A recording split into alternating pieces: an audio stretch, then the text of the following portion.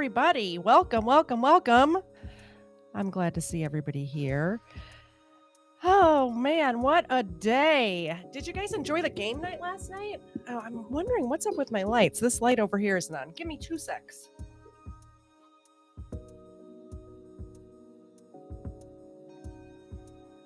That was the issue. That was it.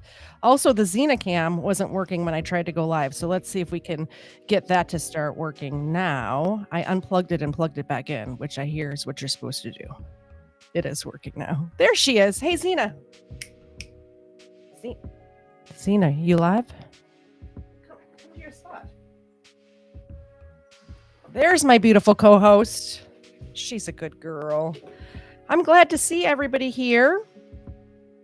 Good. Ron, good to see you. Hopefully next time we do that game night, you're able to join us, Parson. I had so much fun last night hanging out. You definitely need to come back. Ancient Chart Music and Art, welcome to the show. I expect to see you and Patrick, who just came in, playing the game with us next time. I love hanging out and playing board games. I'm kind of a nerd like that.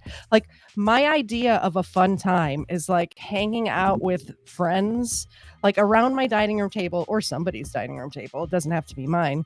And just playing like categories or rummy tiles or something like that. It's always a fun time. We have lots of laughs usually. I didn't have any alcohol because I was on air and I had to click the buttons. But when I'm hanging out at my house playing board games, sometimes I'll have a little mixed drink or something like that every once in a while. Not too often. Tell me how the audio sounds. For some reason, my good mic kept messing up the last couple of days, so I switched it out with my backup mic. And hopefully it sounds okay. It's kind of weird.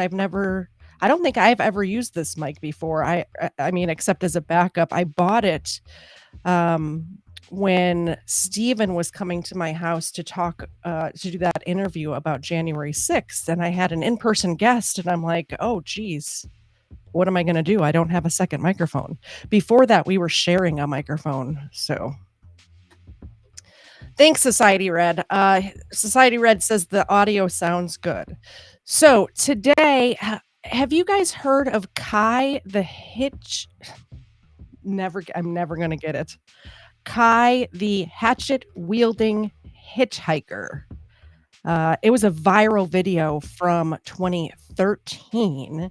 And when I started looking into this, there's way more to the story than just he hit somebody with a hatchet. First things first, let me pull up the little short that I did.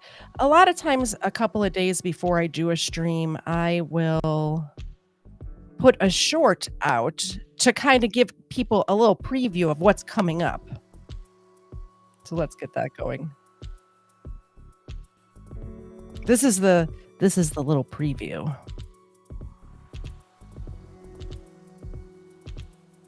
Grabbed the bag, I threw it over by that pole right there, and then fucking Buddy gets out, and these two women are trying to help him. He runs up and he grabs one of them, man. Like a guy that big can snap a woman's neck like a pencil stick.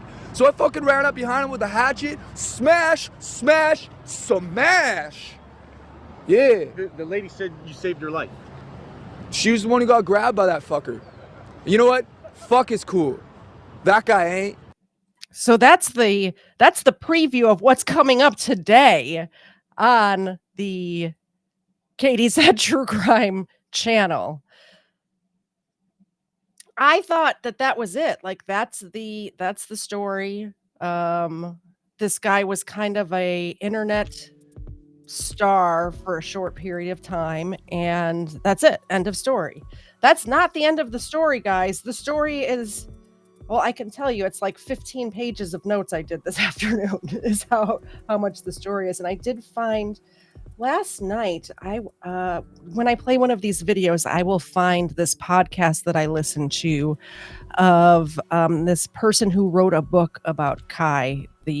I wish I would have found it earlier because I would have read the book. you guys know a lot of times I will read entire books. I did that with the Brock Turner case. The victim in that case wrote a book that I read before I did the stream. I may read that book and do a follow-up to this case. I see that Ron did feed Xena. Snack time for Xena. Thank you so much, Ron. I appreciate it. Every little bit helps. We're going to figure out our microphone situation and the Xenacam situation. I don't know if you guys see it on your end, but I can see it like flashing, blinking out, and then every once in a while it just stops working for no reason. Don't know why. Hey, Xena. Xena? Do you want a cookie? It's from Ron. Come over here and sit. Do a sit. Let me move the chat so you guys can see her beautiful fur. There she is. Her with her one crooked ear. She's just adorable. Do a high five. Oh yeah, that's a good high five. Can you do a touch? Do touch. There you go. Do a shake. There you go. Do it this hand. No, do other hand. Other hand. There you go. Good girl. She appreciates that very, very much. Oh, News No Enemy's telling me my camera flashes sometimes as well. I'm not an expert, guys. Definitely not an expert. So Kai was actually, let me tell you this quote from Kai before we get started. This is a quote from Kai. Before I say anything else, I want to say no matter what you've done, you deserve respect. Even if you make mistakes, you're lovable. It doesn't matter your looks, skills, age, or size, or anything. You're worthwhile. No one can ever take that away from you. That gets you right in the feels, doesn't it? It did me. It did me. A lot of times when you're presented with a large stage, the biggest audience you'll ever have in your life, you don't know what to say. You can't find the words. And these are the words that Kai found to give to the world. I just think it's a beautiful quote. So Kai was born Caleb Lawrence McGilvery. And he was actually from Canada. He was born in Alberta, Canada, in Edmonton on September 3rd, 1988. His parents, Gil and Shirley, divorced when Kai was just 4 years old. Kai had one brother named Josh. So when Gil and Shirley got divorced, Shirley got custody. Gil had supervised visits with his two sons, and he would take them for like different outings, air shows, go-karting, stuff like that. Motorcycle races is one of the things I saw. Kai's father claims that the only reason that he lost custody is because on the way to one of the hearings, the custody hearings, his car broke down and he was a no-show for the hearing. I don't know if that's true or not. From what I can tell, Kai's parents, neither one of them were great parents. I mean, I can't speak to the fact if they're good people or not, but they weren't good parents, we'll put it that way. Shirley could not handle Kai. She would lock him up in his room for up to 20 hours a day. Now, a childhood should not be jail. 20 hours a day is a little crazy, in my opinion. A lot of people, like, you'll see people talking about it and they're like, oh, well, this is just, it's got to be, it's got to be, he's got to be exaggerating 20 hours a day. But no, his cousin, like, actually verified this.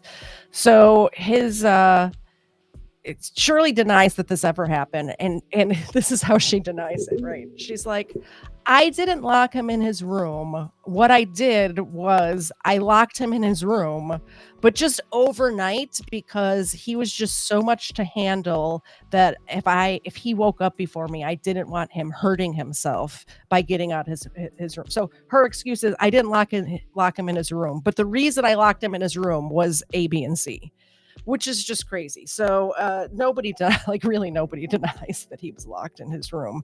Now, the up to 20 hours a day is debatable, but like I said, his cousin said that when he would go and visit his Aunt Shirley and Kai and Josh, that Aunt Shirley would try to lock the cousin in the room as well. So I'm kind of believing this story, is what I'm saying. Now, Kai did have emotional and psychiatric issues starting from his very, very early childhood. He was considered like out of control. He was one of those out of control kids. He would, people who knew him back then, his parents described him as adventuresome, a troublemaker. He was always pushing boundaries. He would have outbursts that I don't know if he couldn't control them. If he may have been one of those kids, and I'm never an advocate for kids being on drugs like this, but he may have been one of the kids that really should have been on some sort of Ritalin or something along those lines.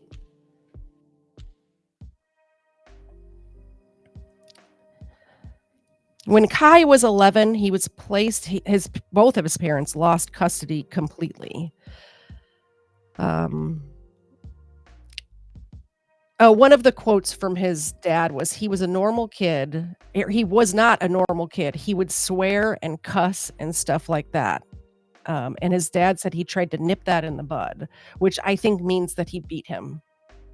Unconfirmed, by the way. But what is confirmed is that both of his parents lost custody when Kai was 11 years old, and he was placed into the care of social services. He was placed into a treatment home known as Bosco homes. And I did not know what Bosco homes were, so I did look it up. And what it says here is that the John Bosco Child and Family Services Foundation, also known as the Bosco Foundation, provides rental facilities to select organizations and agencies concerned with the welfare of vulnerable children, youth, and adults.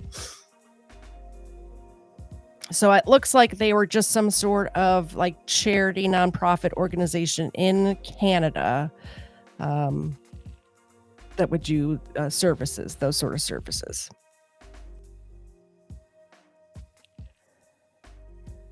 When Kai was 13 years old, so from 11 to 13, he was in this Bosco home facility. While he was there, he was abused both sexually and physically. Now, I did hear rumors that his dad sexually abused him as well, but that is completely unconfirmed. And I almost didn't want to mention it because I'm not sure. It's just one of those one-offs I heard while doing my research, and it wasn't something that was like...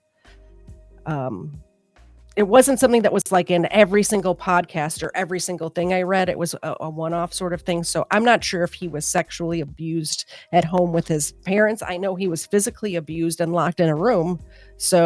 And his parents, it was so bad that his parents lost custody. But so at this Bosco home, he was sexually abused and hit, like beaten physically.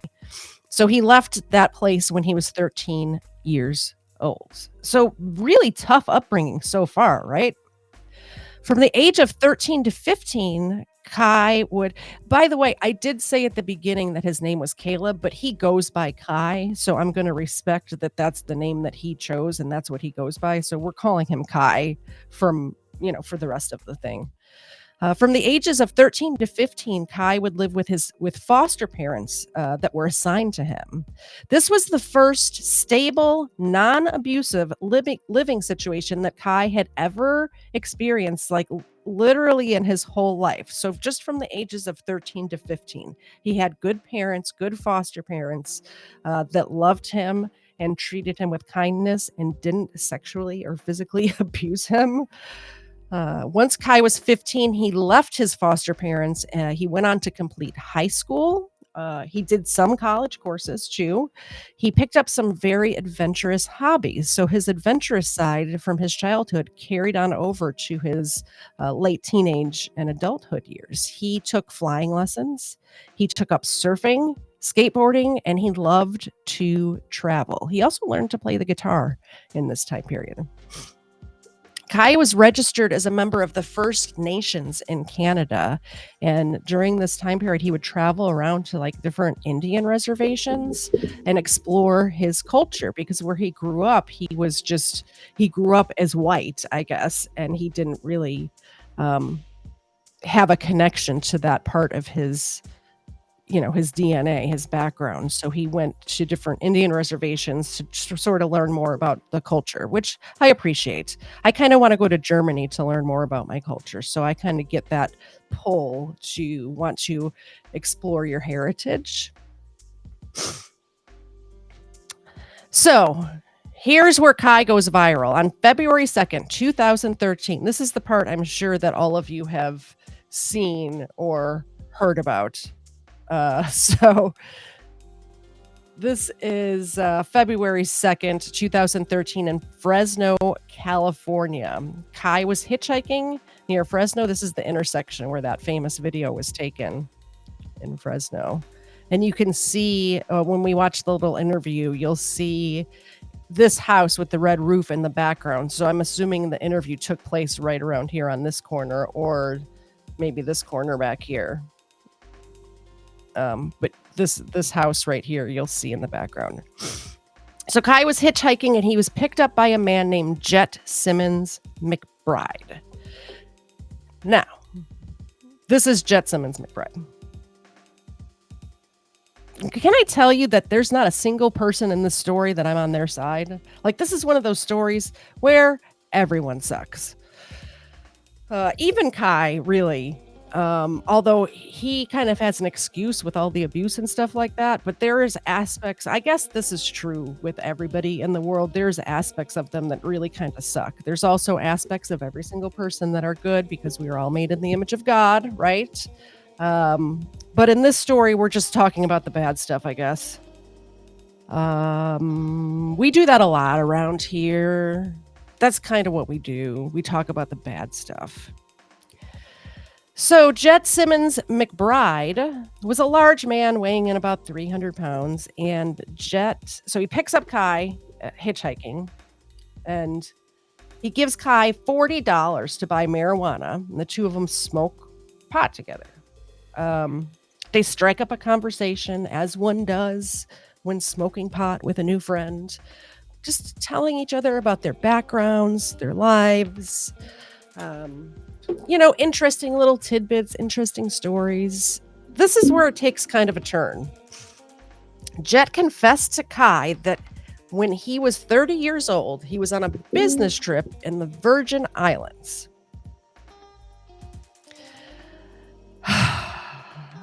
Where he had raped a 14-year-old girl while visiting the Virgin Islands on a business trip.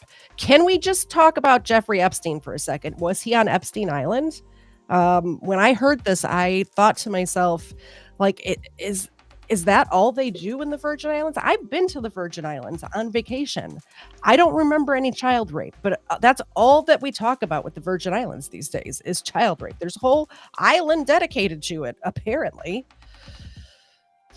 Jet then told Kai, this is a quote, "I've come to realize that I'm Jesus Christ and I can do anything I fucking want to." Then Jet drove his car into utility workers, pinning Rayshawn Neely between a car and a Pacific Gas and Electric Company bucket truck. And this happened right on the corner of Marks Avenue and McKinley Avenue in Fresno. Bystanders jump in, try to help Rayshawn Neely, who's now pinned in between a car and a truck. And so this bystander, one of their names is Tanya Baker, and she's trying to help this utility worker. And Jet jumps out of the car, bear hugs her and is like trying to squeeze her to death, like as hard as he can, like grabbing this woman and like basically attacking Tanya Baker. This is the point where Kai sees what's happening. He springs into action. First, he hits McBride with his fists. No effect on this guy, who was obviously very mentally ill, on drugs. You know, the whole slew of everything you can be is in this guy, this McBride guy right now. So the fists doing nothing. So he grabs his hatchet. He's, he's living off the land, kind of, right? He's got a giant pack with like a sleeping roll, a hatchet, this sort of stuff. So he grabs his hatchet from his pack. By the way, I have the hatchet. I went out to the garage and got the hatchet just to show you guys. Got the hatchet. He springs into action, grabs the hatchet. He hits him with the blunt side of the hatchet twice. Smash, smash. Then I have to be very careful because I just sharpened this hatchet. And I forgot to put the little cover. There's a little cover that goes on it. I forgot to put it. I have a habit of cutting myself with the sharp objects. If you guys know anything about me, that's just what I do. Then he flips it around, hits him one time, smash, with the sharp side of the hatchet. Put the hatchet away. Put that away. I don't want to hurt myself.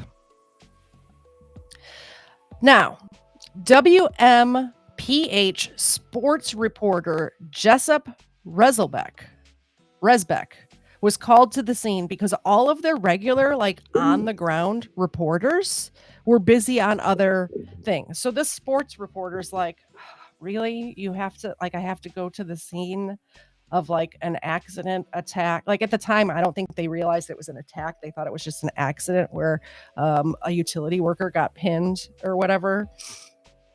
He probably kind of rolled his eyes and went out to the scene, and Kai agrees to do an interview with him. This is where stuff like gets kind of crazy. I'm going to play that interview, the uncut version. He does this interview and uploads it to YouTube uncut the very next day. And this is the point where Kai's life changed.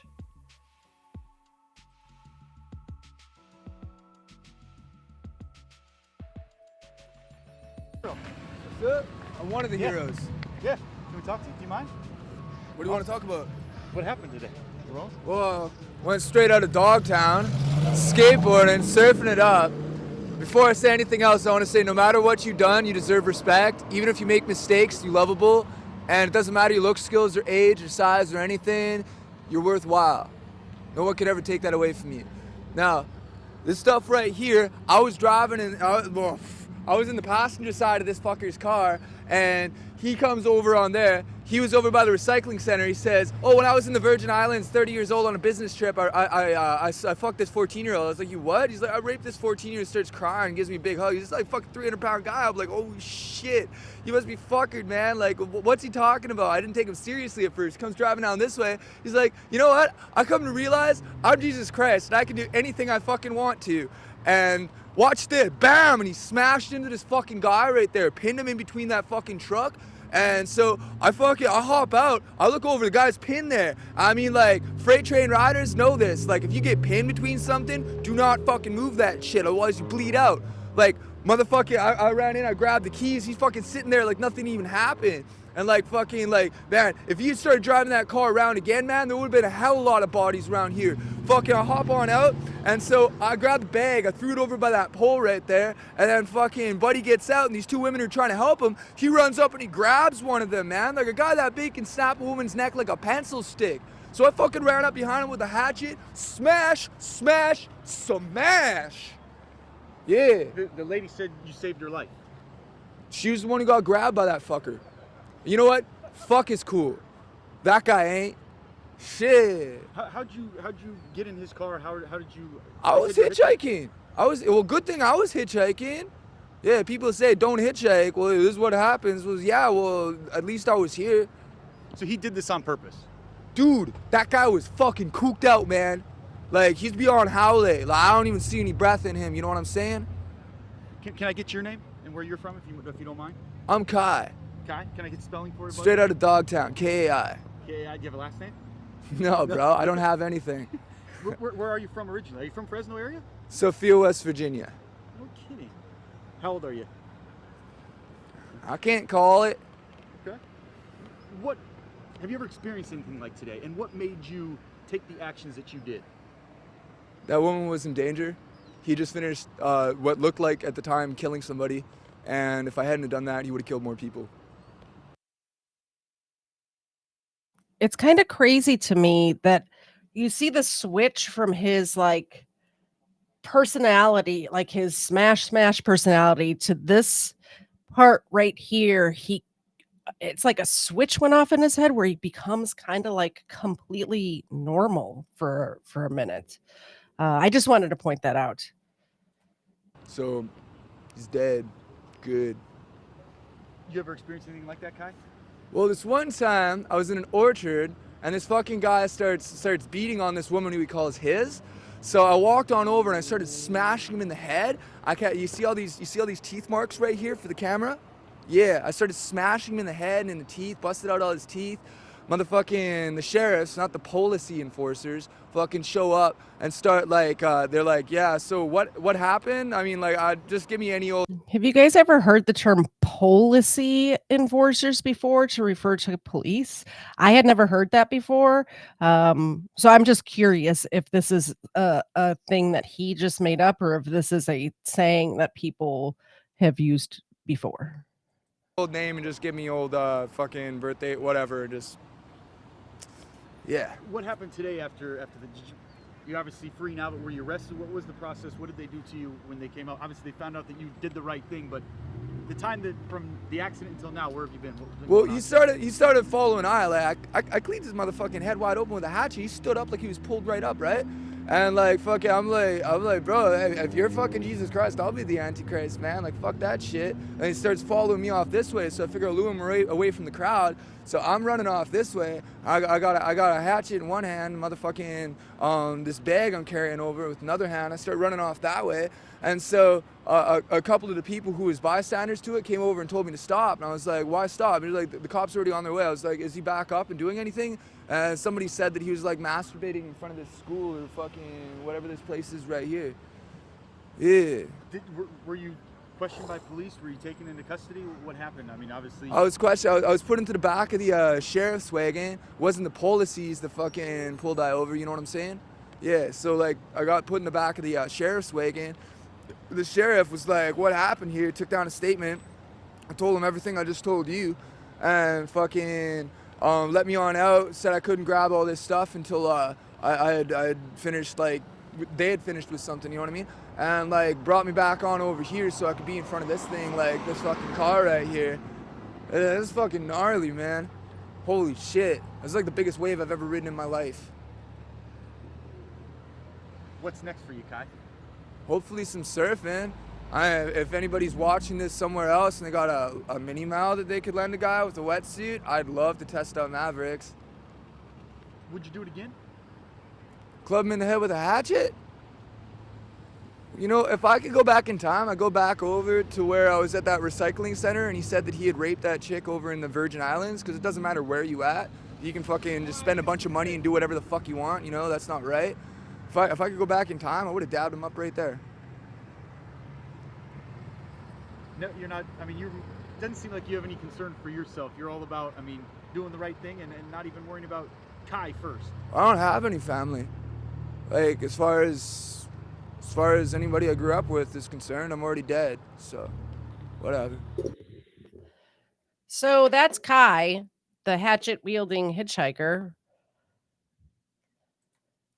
What do you guys think? Like, just seeing that, do you remember, like, first question, do you remember seeing this or any of the viral videos that subsequently came out. Do you remember seeing it at the time in 2013? Were you online in 2000? Like, a lot of people didn't get, like, being online and being online, two totally different things. So, were you online enough to have seen this at the time? I remember it, but I remember it from the song that came out. They do those remix songs. The I forget the name of the channel, but I have it pulled up because I'm gonna play it for you in a minute. The Showmoyo channel did one of those remix songs about it. And that's where I remember first seeing it.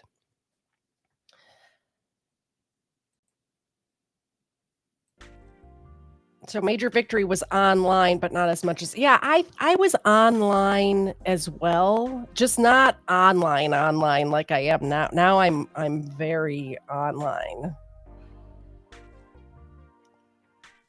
Ivan, nice to see you. I'm not sure that I've seen you here before, but welcome, and I'm glad you could make it today. How did you, like, I'm always curious. How did you find us, Ivan? Is it from another person's channel, or was it from, like, the short that I did? I wonder if those shorts even help, where I put out the short before I cover something. I don't even know if they help at all, but it'd be good to know, right? Maybe a comment section. I am big on comment sections. Number 2 just dropped the Rumble link in the chat. Definitely go sub over there, just because if I'm ever disappear from YouTube, that's where you'll find me. So Jesse Reisbeck was called to the scene. He did this interview. Turned out it changed Jessup's life as well, because his story became kind of intertwined with Kai's story from this point forward, from this one that we just saw forward. So Reisbeck uploaded the uncut interview to YouTube the next day. That's what we just watched. As of today, that video has 8.3 million views. And the KMPH's YouTube channel also has this up, has 4.2 million. So that's just the original uncut version of it has that many views. And not to mention all of these subsequent uploads, like I just played it, so you all saw it. All of the super cuts of it, things like that. Kai was propelled to stardom overnight when the I'm not going to pronounce this, Shlomoyo channel did the remix of it. That's a fun, let's put that on the screen for you. If you don't remember Kai, the hatchet wielding hitchhiker, you may remember cuts of this song right here that was done. Into a man claiming he's Jesus plows his car into a PG&E worker, pinning him against his truck. The man's passenger comes to the rescue. People say don't hitchhike. Well, good thing I was hitchhiking. That one was in danger. So I ran up behind him with a hatchet. Smash, smash, smash. Yeah, yeah. If he started driving that car, we get there be a hell of a lot of bodies around here. Dude, that guy. Next time I'm on Hezekiah's show, if we do a happy dance, I'm gonna do the smash, smash, smash dance for sure. And if you're there and you see it, you need to call it out and let me know. Shomo Yoho. Thank you for the pronunciation guide, Surrender Monkey. I have trouble pronouncing things. Shamohoyo. Okay, so point being, next time I'm on Hezekiah's channel, I'm going to smash during the happy dance. And I want you guys who are here right now to let me know in Hezekiah's chat that that's what it's from. That'll be a fun little Easter egg. All right. I was fucking cooped out, he can snap a woman's neck like a pencil stick. So I started smashing in the head. Smash, smash, so mash. No matter what you've done, you deserve respect. Even if you make mistakes, you're lovable. Doesn't matter your look, skills, or age, or size, or anything. You're worthwhile. No one can ever take that away from you. You're worthwhile. No one can ever take that away from me. I was in the passenger side of this fucker's car, and he's like, you know what? I come to realize, oh Jesus Christ, I can do anything I fucking want to. Bam! He smashed into this guy right there. Two women are trying to help him. He grabs one of them. So I ran up behind him with a hatchet. Smash! Smash! So mash! Yeah, yeah. If he started driving that car again, there'd be a hell of a lot of bodies around here. Dude, that guy was fucking cooped out. He can snap a woman's neck like a pencil stick. So I started smashing in the head. Smash, smash, so mash. No matter what you've done, you deserve respect. Even if you make mistakes, you're lovable. Doesn't matter your look, skills, or age, or size, or anything. You're worthwhile. No one can ever take that away from you. You're worthwhile. No one can ever take that away from you. I love that part, though. You're worthwhile. Nobody can ever take that away from you. Every single person within the sound of my voice, you are worthwhile, and nobody can ever take that away from you. You're worthwhile. No one can ever take that away from you. You're worthwhile. No one can ever take that away from you. You're worthwhile. Yeah, yeah. No one can ever take that away from you. You're worthwhile. Yeah, yeah. No one can ever take that away from you. So that's the song. That's, I think, what propelled him to stardom, is that channel did a remix. I would definitely recommend checking out that channel and going back in their history to around that time period between like 2011, say, and 2015. There are so many major news stories where they've interviewed people and they turned it into a song that are just so catchy. I think that those are the same people that did the Sitting on the Toilet song. Just different. It was the golden age of the internet, as I'd like to say. It's the golden age of the internet. Back to the story. Back to it. So not only did that make Kai a little bit famous, but the guy who interviewed him became a little bit more famous as well, right? Everybody wanted a piece of Kai, but the only person he would speak to was Jessup Reisbeck. So that's the original reporter that interviewed him. And Reisbeck convinced Kai to go on Inside Edition and also the Jimmy Kimmel show. I think the Jimmy Kimmel show was a mistake, and we'll watch a little bit of it. I'm sure they'll, have strong copyright things over there. So I just want to watch little clips of it. But they weren't laughing with Kai. They were laughing at Kai, and it was kind of gross.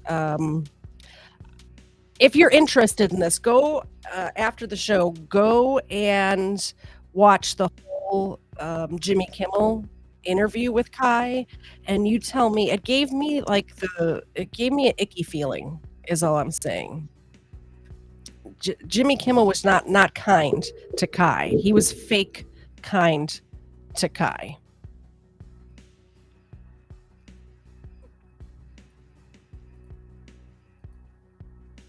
Before we get into that, I want to read a little bit of this article. The PG&E crew earned a life-saving award for selfless action from that day. What does brotherhood mean? Rayshawn Neely knows. It means I'm going to look out for you. I'm not going to look... Rayshawn was the guy who was pinned, by the way. I'm not just going to look after your well-being at work. I'm looking after you because you're like family to me. When Neely, a foreman at the PG&E and four-year IBEW member, was assaulted by a dangerous motorist in Fresno, his crewmates leaped to his defense. For their selfless action, Neely's union brothers were awarded the union's highest honor, the IBEW Life Saving Award. This is Neely here in the wheelchair, and these are the 4 gentlemen who were there and helped him that day. Receiving the award in person at the union's April 27th advisory council meeting were Richard Gonzalez, Steve Hacker, Nicholas Starkey, and Ken Simon. Also receiving, Nelson Perea. Also receiving the award but unable to be present were Anthony Espacio and Stan Zamora. The bizarre assault unfolded February 1st when a car crossed the center line and hit Neely, pinning him to his truck. I jumped back, said Starkey, who'd just been standing near Neely. He missed me by about a half a foot. Ken Simon, also standing near Neely, wasn't as lucky. I got hit and thrown about 10 to 15 feet, said Simon. He jumped to his feet. My adrenaline was rushing so hard, I didn't even realize I'd gotten hit. I saw Neely pinned to the bucket truck. When the driver, a huge man named Jet McBride, tried to get out, Starkey slammed the door on him and told him to stay in the car. But when Starkey turned his attention to helping Neely, who was seriously injured, the driver got out and started ranting at Neely. I heard him say, "I'm here from Jesus to come take you home," said Simon. McBride started pulling on Neely. Starkey jumped on McBride and pulled him to the ground. All the commotion began to attract attention of shoppers and an outdoor swap meet. Everyone and their mother came over, said Starkey. It was just pandemonium. McBride was on his feet, assaulting 2 women who'd come to help. A hitchhiker began slamming McBride in the head with a camp axe. People were screaming and hollering, said Starkey.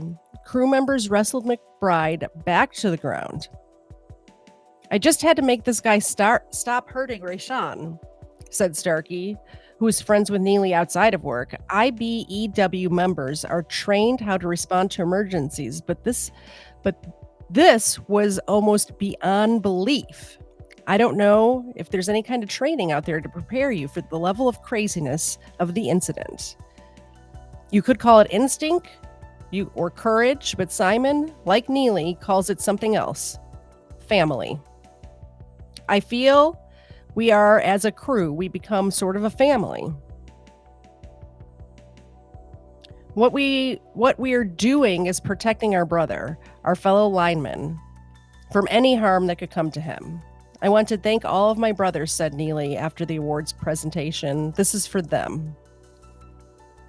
The others know that if the situation was reversed, he would do the same for them. That's what brotherhood means. We're going to take a little break right now before we get into the rest of the story because we have a new member. Mystery Girl was gifted a membership by Erica. Now, keep in mind that when you gift a membership or you make any kind of donation, Xena gets a milk bone, A. You and the person you gifted your membership to get entered into the drawing, which is here, which will take place the first episode of the new month. And new members, don't forget, you are invited to play in game night, the next game night. We just had one last night. It was super fun. It was the first one that we'd done.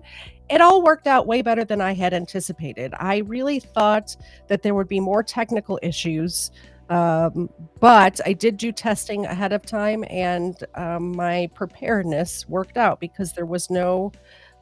other than the normal me talking while muted that happens every time, there were no major technical issues. I was worried about like echoing, or I wasn't sure how it was going to work using Microsoft Teams, but it did work out well. All right, Xena, it's time. Erica loves you. You ready? Sit up. You gotta sit up. You gotta sit up. You gotta sit up. There she is. Do a high five. There you go. Do a shake. There you go. Thank you so much.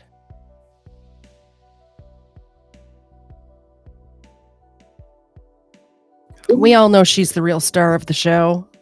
We all know you're here to see Xena. I'm going to do my advertisement now since we're already stopped a little bit before we get into the rest of it. So this show is brought to you today by Xena. No, it's not brought to you by Xena.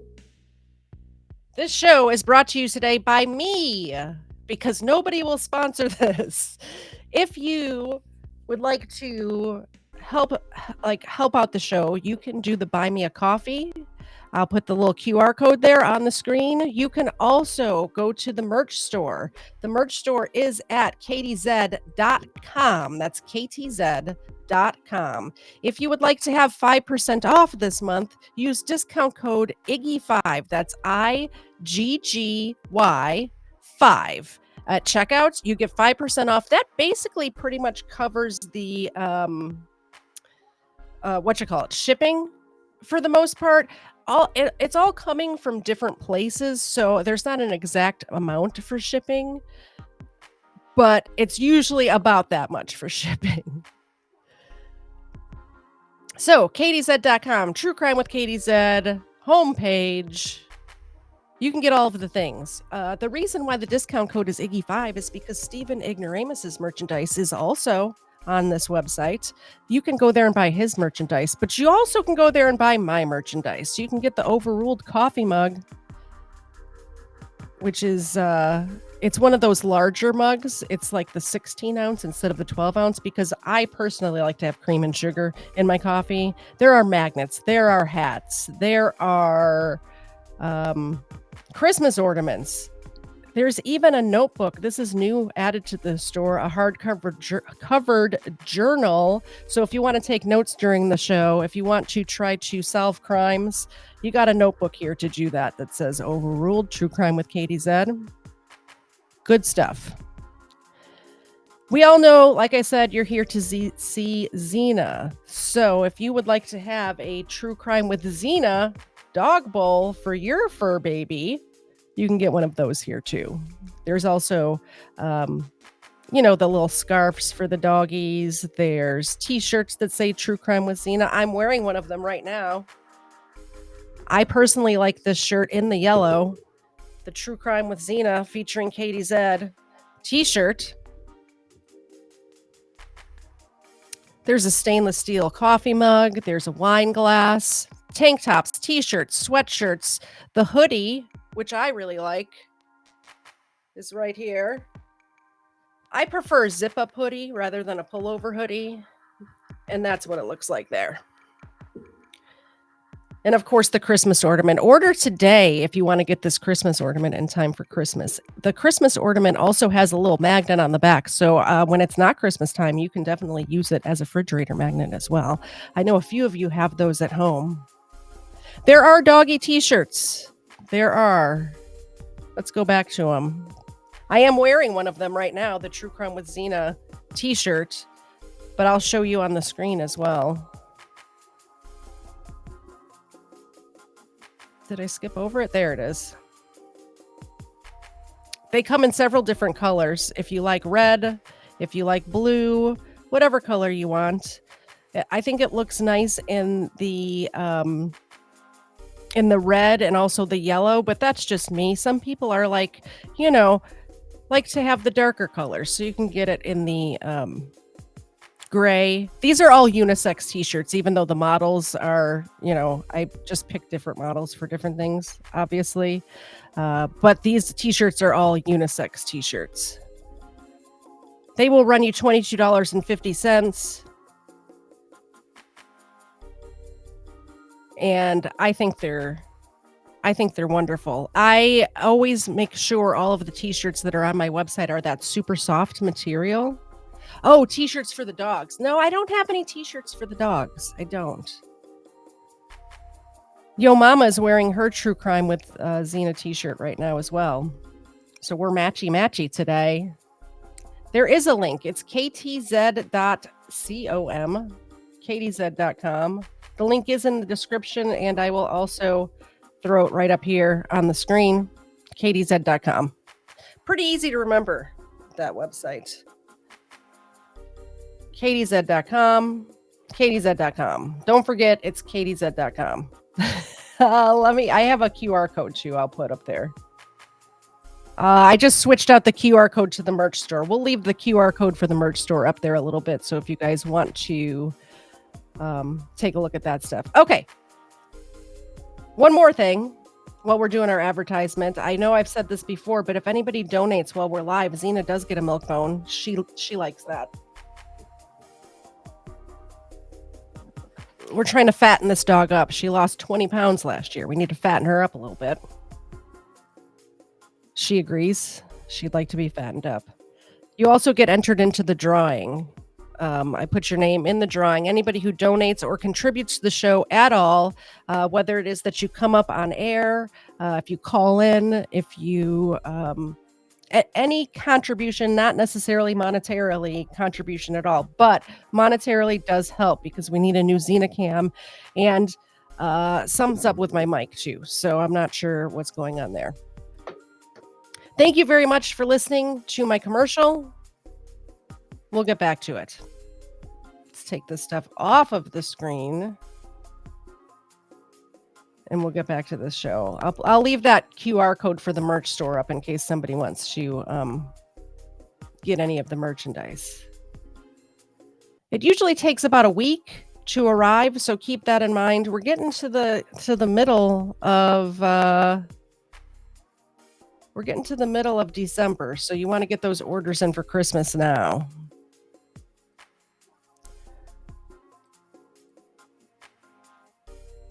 So like I was saying, Kai was convinced to go on Inside Edition, and as well as the Jimmy Kimmel show. Let's take a look at the Inside Edition piece real quick first.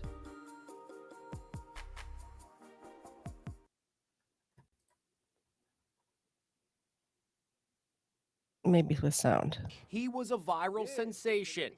Ran up behind him with a hatchet. Smash, smash, smash. He was a viral sensation. I'm Kai. Kai, can I get spelling for you, buddy? Straight out of Dogtown, Kai. Known as Kai the Hitchhiker, the Canadian drifter. This is the TV interview that got him noticed in 2013. He was the hero, coming to the aid of a woman being assaulted. What made you take the actions that you did? That woman was in danger. His notoriety led to an appearance on the Jimmy Kimmel show. What do people say to you when they see you? They say, hey, you're Kai. Hey, how you doing? I'm Steven. Pleasure to meet you, Steven. And this is Kai today. His appearance is much different. Notice the elaborate tattoo on the side of his face. All right. My name is Kai.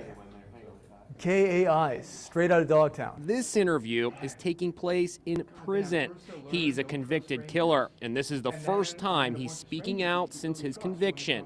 This situation is hell. Spoiler alert, by the way. A little spoiler alert. We're going to get into that here in a second.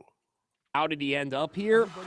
3 months after he appeared on Jimmy Kimmel, Kai hitchhiked across the country and wound up in New York's Times Square, where he met 74-year-old lawyer. All right, we're not going to I'm not going to play that part because I want to tell you about it. But I am going to play a little bit of the Jimmy Kimmel appearance, and we're going to skip around in this one because I don't want to get copyrighted. It tastes courtesy of KMPH, the local Fox affiliate in Fresno. A man claiming he's Jesus plows his car into a PG&E worker, pinning him against his truck because the worker was black. The man's passenger, who had a hatchet, and innocent bystanders come to the rescue. Comes driving down this way. He's like, you know what? I come to realize I'm Jesus Christ and I can do anything I want to.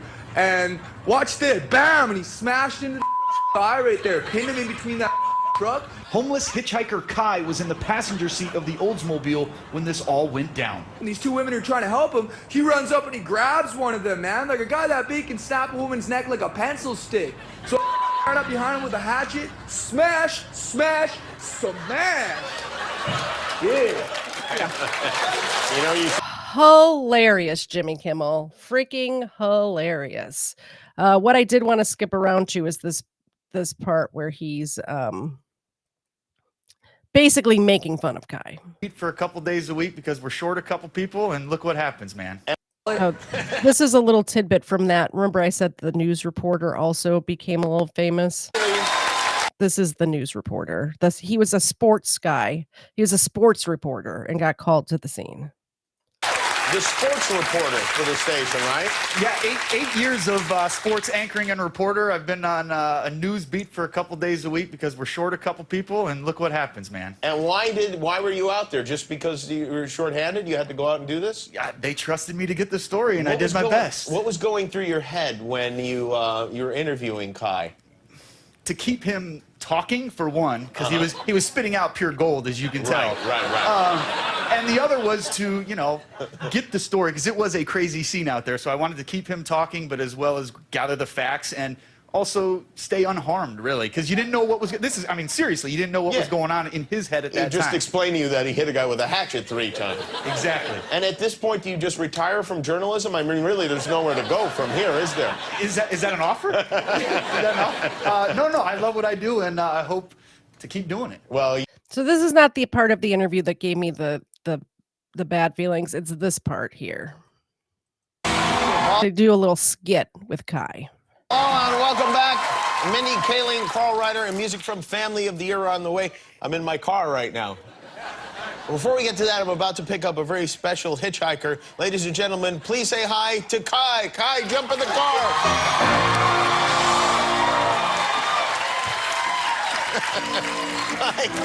Not on the car, in the car. I don't know if the car can hold your weight, Kai. All right, there we go. Oh, keep your eye on the road, man. Keep your eye on the road. Holy well, welcome, Kai, welcome. How are you? Excellent. How about yourself? I'm doing good, thank you. You know, a lot of people are calling you a hero because you thwarted that crazy guy, right? Well, there's not so much difference between him and who they sell as Jesus anyways, is there?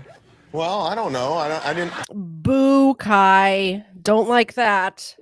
Don't like that. Also, I don't like the way Jimmy Kimmel talks to him here. I haven't met him. Did he have a beard? No. No, he's a fat, rich white guy. Now, you obviously millions of people have seen this video on the... fat, rich people. No, fat, white people. Yeah. Yes, you're sitting next to one. You become very famous now from YouTube, haven't you? I mean, people are recognizing you? Yep. What do people say to you when they see you? They say, hey, you're Kai. You're that dude with the hatchet. I'm like, not anymore. Took it from me. I was trying to build this really cool-ass treehouse with willow hoops, and I was gonna make a dream catcher out of it and put wood planks on the floor. Right. Like, Kai is obviously a little mentally unstable, as we knew from his childhood that we just went over. He does have some psychiatric issues, and the fact that Jimmy Kimmel is just basically for 11 minutes making fun of him, not great. And then have another little hoop above with the chains dangling down beneath that one, tied up to a tree so I could drape tarps across that. Right. And then on the inside, have like some bed sheets with some moss in there for insulation. And you can put like a crab trap there on the inside of a hot water tank heater. Right. Yeah. You can burn some wood in there. That would be really awesome to go surfing like that. And you were going to do all that with a hatchet? What, is this some magic hatchet that you have that you wave and contractors appear? No, I'm just a badass. Amazingly enough, Jimmy Kimmel, people can make stuff. They can do stuff. It's crazy. So at the end, that's basically the part I wanted to show you. But I wanted to show you at the end, Jimmy does give him a gift, which he had mentioned in that interview we watched a minute ago. I just realized that I'm not on the screen at all. I'm like talking over here with my hands. I'm not even on there.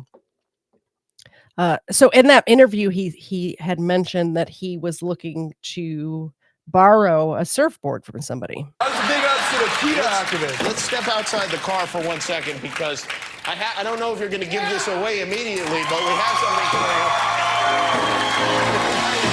I don't know if you're going to give this away immediately. So he's basically saying, we're going to give you this very expensive stuff, and I think you're going to sell it immediately and not appreciate it. is what I got from that. What did you guys get from that? There he goes. The Minnie Mouse surfboard and the wetsuit. Do with it as you will. If you choose to give it away, then so be it. You all right, Kai? All right. Kai the Hitchhiker, everybody. Thanks, Kai. And thanks for not killing me with a hatchet. Thanks for not killing me with a hatchet, he says. I don't like Jimmy Kimmel. Can you tell? I'm not a fan of Jimmy Kimmel. Oh, man. Back to the story. Back to it. So, a little bit after this, like basically everyone wanted a piece of Kai. There was people who were like producers of reality TV shows. They wanted to put him on TV and basically make fun of him. And he turned all of this down and he went back to his nomad lifestyle. He leaves Jimmy Kimmel with his surfboard and his wetsuit, and he ended up going on and doing another interview with Riesbeck before he left California. So he ends up going up to like the San Francisco area, and Resnick tracks him down in San Francisco and does this interview with him as well. All know of Kai, the hatchet-wielding hitchhiker.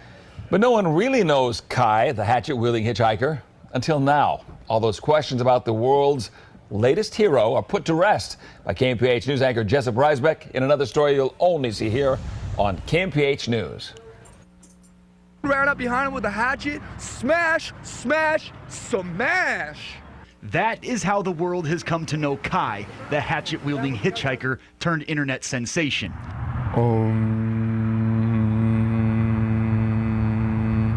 That vibration, bro. You know, it's being a part of everything. Like when I say I'm from Sophia. Where are you from originally? Are you from Fresno area? Sophia, West Virginia. Notice that little punctuation there? Kai's real name is Caleb Lawrence, but since the age of 14, he's been known as Kai.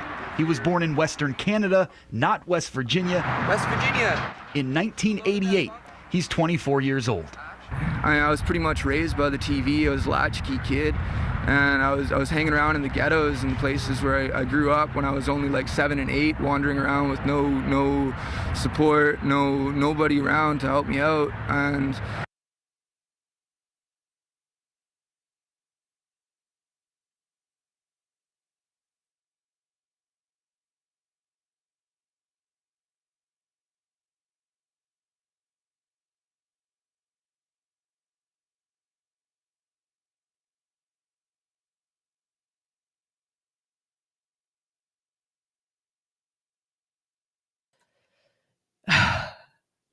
every time.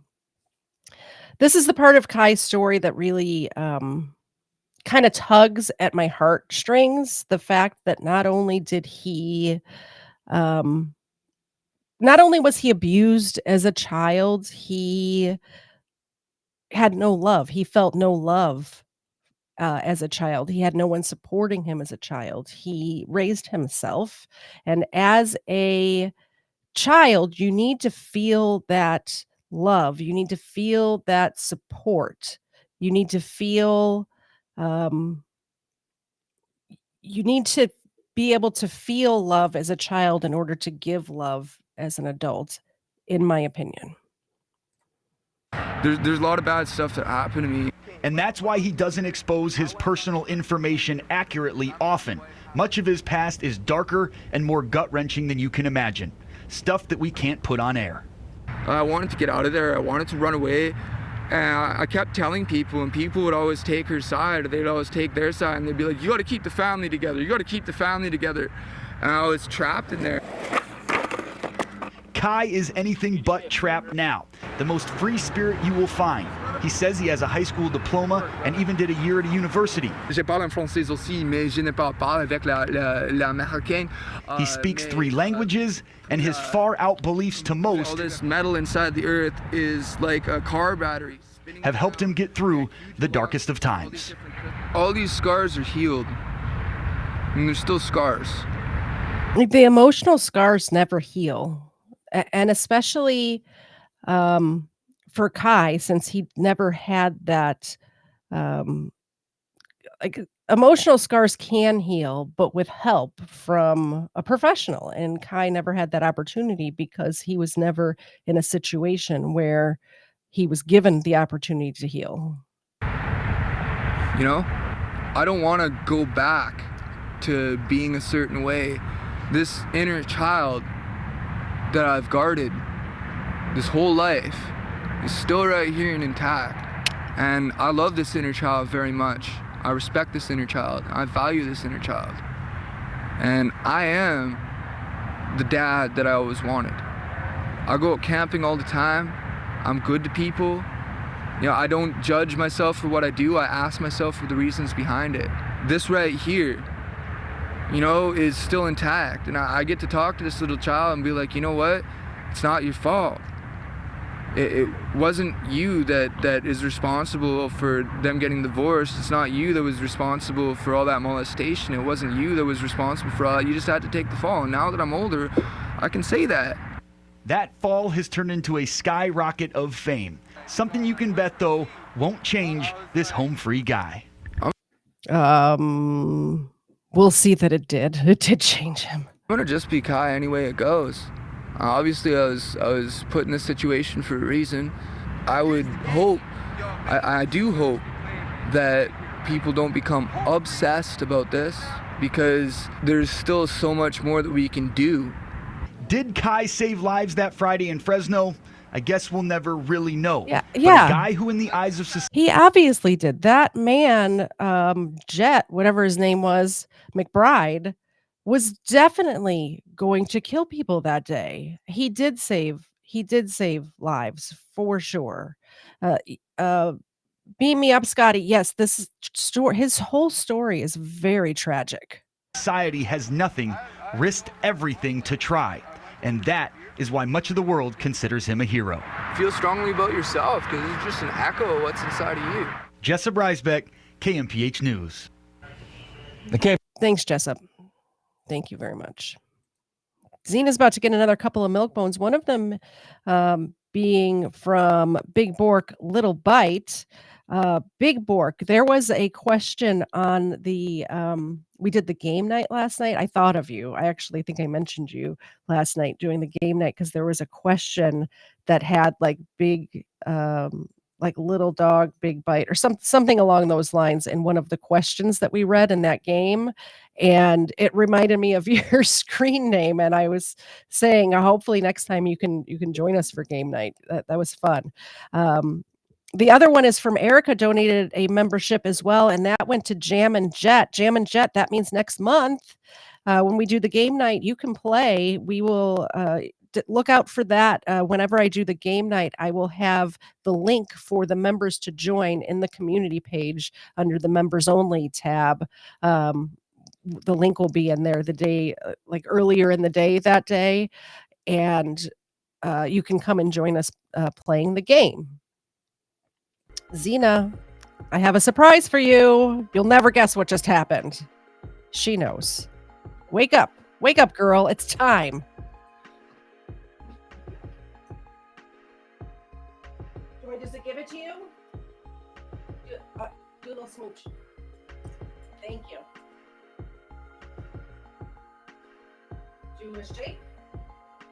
Do a shake with this hand. This one. There you go. Good eye cookies.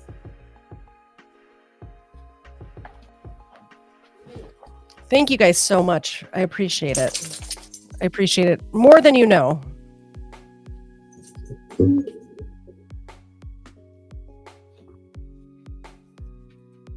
Oh, she wants to come say hi over here. All right, come say hi over here. Come on. Come on. Say hi. She is my sunshine. She is. Look, I have your t-shirt on, Zena. I have your t-shirt on. Say hi to the people. Say hi to the people. She gave the microphone kisses just for you guys. Those were kisses for you. All right, hop. Thank you.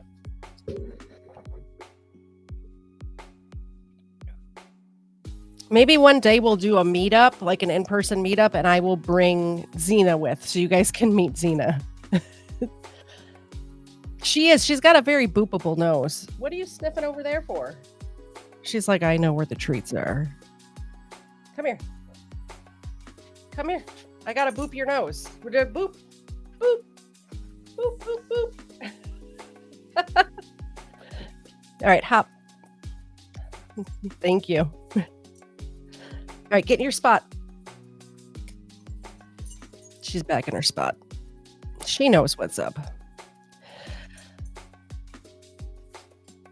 So Kai ends up hitchhiking all the way to New York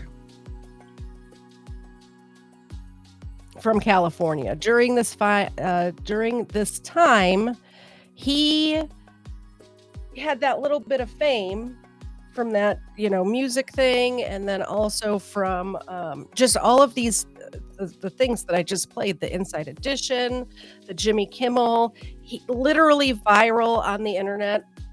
People knew who Kai was, and he was recognizable, right? He got a face tattoo in this time period.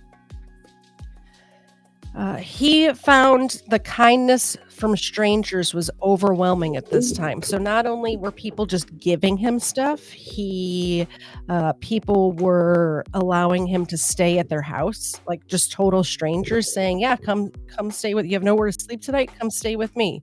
Giving him rides that were even out of their way. He's like, I'm trying to get to New York. Like, this is the next stop that I need to get to in Wichita or wherever. And people would go out of their way to drive him to Wichita or wherever his next stop was. And this became a reality for him where people were just very loving and giving and helping him. He became used to this sort of lifestyle. Here's where the issue happens. On May 11th, so just a few months after the whole smash happened, he's in Times Square, May 11, 2013, and Kai was approached by a man named Joseph Gaffey. Now, Joseph didn't know who Kai was. Joseph thought that Kai was just a random homeless kid. And Kai thought Joseph knew him, and that's why he was inviting him to stay at his house. Now, Joseph Gaffey was an attorney from New Jersey. He was born on October 15th, 1939. He held a significant position as one of the partners at the law firm Kochanski, Barron, and Gaffey. He was also a veteran of the U.S. Army. He was in the Army from 1965 to 1970, so 5 years. Here,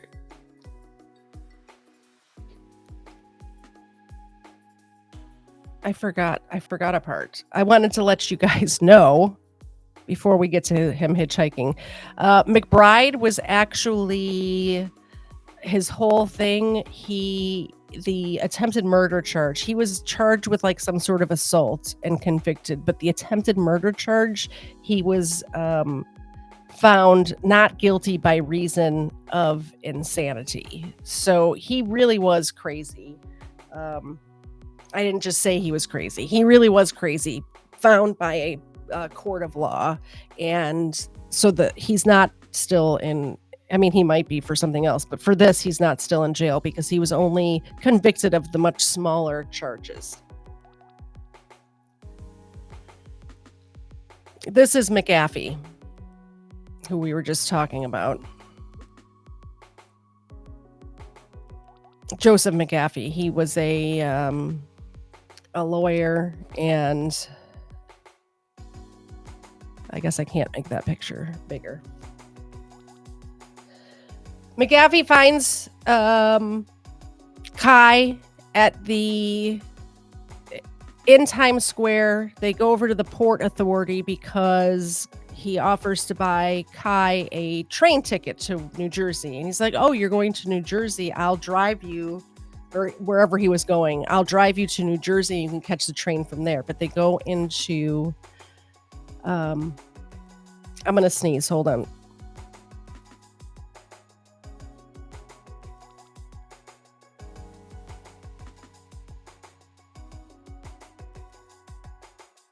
I almost didn't catch that in time. Almost didn't catch it in time. I got to the mute button in time.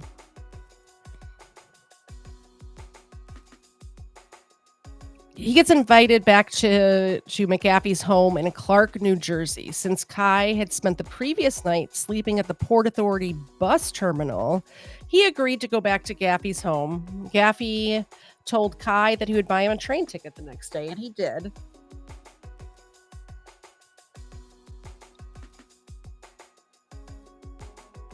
This is Clark, New Jersey. So you can see it's pretty close to New York City. New York City is like Times Square's up here. Probably around here. Have you guys ever been to the Port Authority, by the way?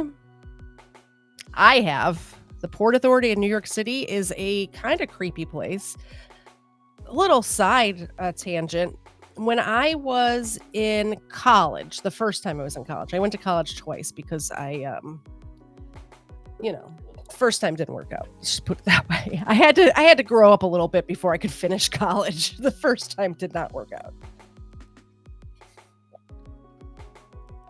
I had a friend named Gabe, and he was from New York, but like upstate New York. Cohoes, New York, actually is the name of the town he was from. And he would go back home in the summer times, and he invited me to go visit him in New York. Now, this was just a friend. We weren't like boyfriend or girlfriend or whatever. For whatever reason, I've had a lot. I'm not friends with a lot of girls. Like number 2 is pretty much it as far as friends who are girls, like in real life friends who are girls. A lot of my best friends have my whole life been men, boys, I just don't get along with girls very much. Anyway, he's back home in Cohoes, New York. He says, come to New York for a week in the summertime. You can see my hometown. It's like a little small hometown, very cute, Cohoes, New York. But in order to get there, I had to take a plane to New York City and then take a Greyhound bus to Albany. And then him and his mom picked me up from Albany.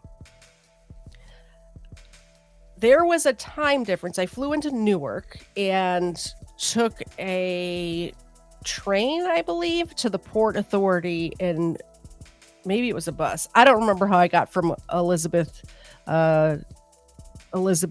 New Jersey, which is where the airport is in New Jersey, to the Port Authority, but I did. And then I had 5 hours before my bus left to go to Albany. And I had never been to New York City before. So me being like 20 years old and, bulletproof, basically said, I'm going to go explore New York City by myself as a 20-something girl. And I'm thinking, oh, I'm from Chicago. New York City ain't nothing. And I asked a person, just a rando in the Port Authority bus station, like, hey, what's around here that I could see, like touristy type stuff? And they said, well, Times Square is near here. And also what's the big park? Central Park. So I decide I'm going to take a cab through Times Square to Central Park and walk around Central Park by myself. In the 90s, by the way, this is like the late 90s. What was I thinking?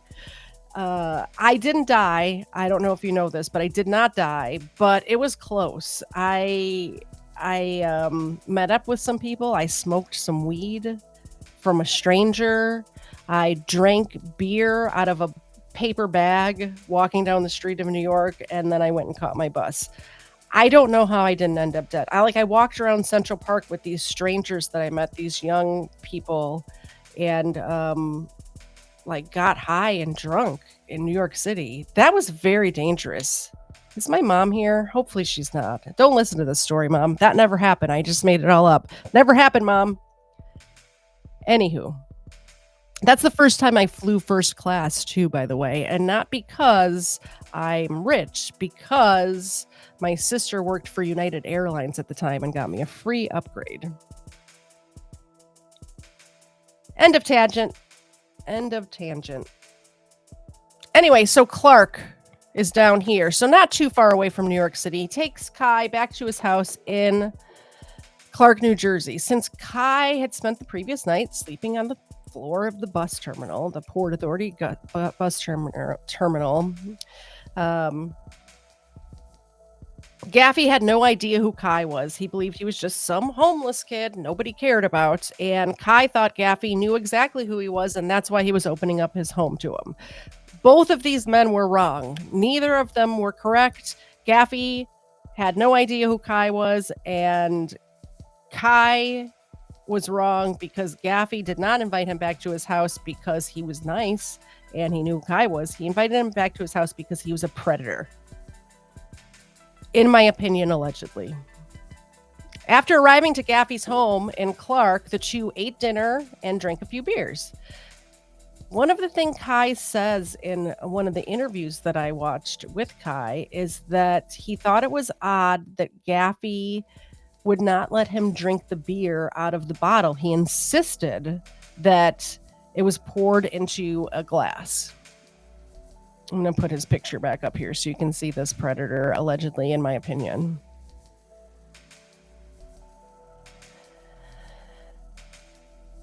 As soon as dinner was over, they drank a couple of beers, and almost immediately, Kai felt unusually tired. Like, more so, like, this is not somebody who's having their first beer who it's going to affect them. Like, Kai drank and smoked and stuff all the time. It shouldn't have affected him the way that it did. So Kai says, hey, where's the guest room? Gaffey shows him the guest room. Kai went to sleep almost immediately. When Kai woke up on Sunday morning, he felt unusually groggy. He looked in the mirror and there was some sort of like dried substance on his face. And Kai, being the trusting guy that he is, just chalked it up to like, oh, it's probably drool. I slept really hard. I probably drooled. There's probably drool on my face. It was not drool, by the way. We'll get to that. It was not drool. Either way, he was weirded out. He washes his face. He was weirded out, and he calls a friend to pick him up. The friend never shows up, and so he asked Gaffey, because he's a very trusting guy, and he thought there's no way what I think happened. So he calls Gaffey, or he asks Gaffey, hey, can I stay another night? And Gaffey is like, yes, absolutely, you can stay another night. So they spend the day together, and then after dinner, once again, that reminded me to check Rumble. Hello, Rumble people. Say hello to me in the chat so I know you're actually there. It says there's like 20 of you over there, but there's only one person chatting. So please, if you're on Rumble right now, say hello to me. On Twitch, too. I'm not seeing any Twitch people. Although it only says there's 2 people watching there, so who knows?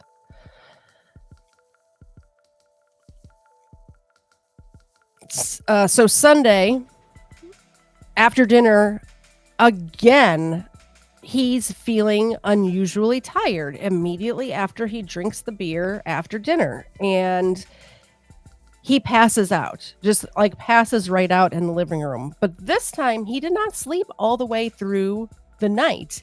He woke up very late in the night on Sunday night still in Gaffey's bedroom. With Gaffey on top of him. Kai's got no clothes on, so he had been undressed, and Gaffey is in the process of raping him right then and there. So Kai, coming out of a drugged state, he obviously put something like, something was in the drink. He's pulling a Bill Cosby over here, and he starts fighting and just beating this guy off of him. Just all of the strength that he could muster, just started beating this man. Turns out he killed him. He beat him to death. Kai didn't realize this till later, that he beat him to death. He just thought he beat the heck out of him. So after he doesn't show up, Gaffey doesn't show up to work the next day, his coworkers are like, that's unusual. We can't get him on the phone. He's not showing up to work.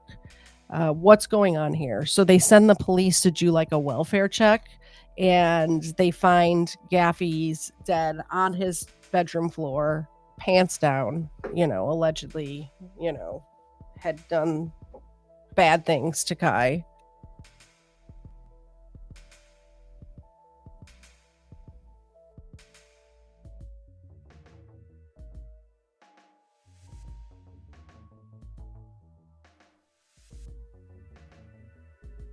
I keep saying allegedly because I don't want to get into any legal trouble.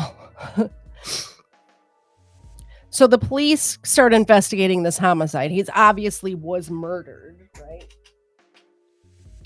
And they find on his phone a text exchange between Kai and Gaffey. They find his contact information. They go back and find the CCTV footage of Gaffey and Kai meeting up at the train station and buying the ticket. So the police, Kai maintains that he killed Gaffey in self-defense, obviously, but the police put out to the media, Kai, the hatchet-wielding hitchhiker, is wanted for murder. Puts it out to the media. I don't even know if Kai knew that this was happening. Like I said, he was living, like he was homeless basically at the time. And so I'm not sure he was watching TV or whatever. So I don't even think he knew that he murdered the guy until he was picked up on murder charges. But some lady in Pennsylvania finds or sees Kai and calls the police and said, hey, he's here at this diner or whatever. And they come and pick him up. Kai maintains that he killed Gaffey in self-defense, but the police don't believe him. Here's some strange things about this story that really rub me the wrong way. One, the prosecutor who put out the warrant for Kai's arrest had worked with Gaffey in the past. So they knew each other. They were friends. The judge in Kai's case, also in that community, knew each other. They were friends. The police did not investigate the sexual assault at all. Not only did they not investigate the sexual assault, they destroyed evidence that would have proven the sexual assault. They put the glasses that the beer was drunk in, that you could have detected if there was date rape drugs in there, in the dishwasher and hit start. They ran the dang dishwasher, erasing the evidence of any drugging going on there. They didn't do a rape kit. Immediately when Kai was picked up, he said, I was raped by this guy. They did not take him to the hospital and do a rape kit like they would do in any other case. In any other case, if it was a woman who was raped, they would definitely do a rape kit. They didn't do this at all. They didn't test the carpet next to the bed where his body was found for like sex fluids and stuff. They just ignored the fact that Kai was saying, I was raped. I was brutally raped and I was defending myself. Now, I don't know that he was defending himself or not. All I know is that the police didn't check it out at all, which is horrible. I can't say one way or another. I wasn't there.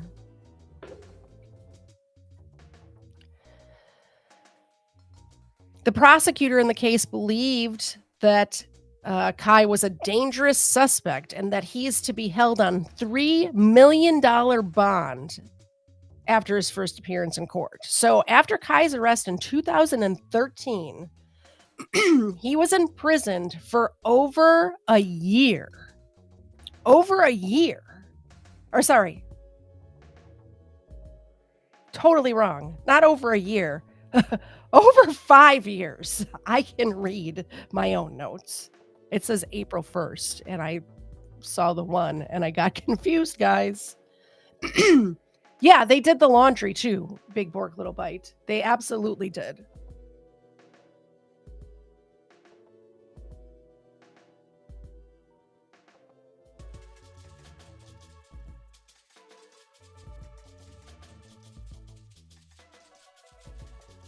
I'm going to play a little video that's supposed to come later, but I'm going to play this little video for you real quick.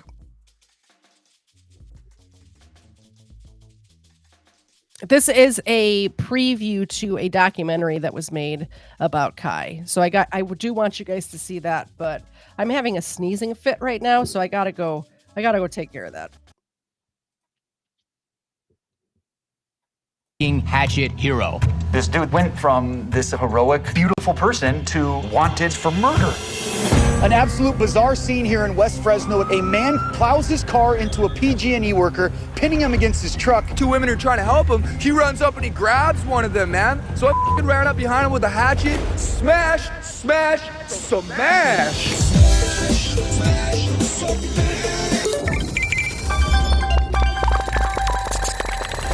Everyone around the world wanted a piece of this kid. How do you know this guy? The internet, man. Is that really you? How did it make you feel, though, being this viral sensation? I'm not a virus. I'm a sensation. I'm Kai. Most people that are heroes are not homeless people. There was something funny about him and kind of cute and sweet and innocent. He has such an endearing quality. There's so much charisma. Before I say anything else, I want to say no matter what you've done, you deserve respect. Even if you make mistakes, you're worthwhile. If you're going to glorify someone, you better know who you're glorifying. Kai, the hatchet-wielding hitchhiker, he's been arrested for allegedly taking the life of a man in New Jersey. There was no forced entry, but under the computer is a phone number with the name Lawrence Kai. Made you stop and think, could he be responsible for something like this? Part of me wondered what actually happened that day in Fresno. Was this him being the hero or not?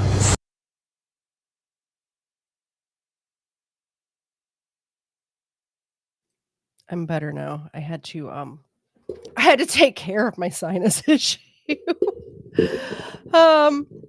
So they do this whole documentary, and they don't even they kind of touch on the fact that Gaffey sexually assaulted him, but this is the whole defense in this case, and they totally breeze over all of the stuff that I told you about Kai being abused as a child, about Kai being assaulted by this man, like all of the things that pulled on your heartstrings about Kai and the life that he led.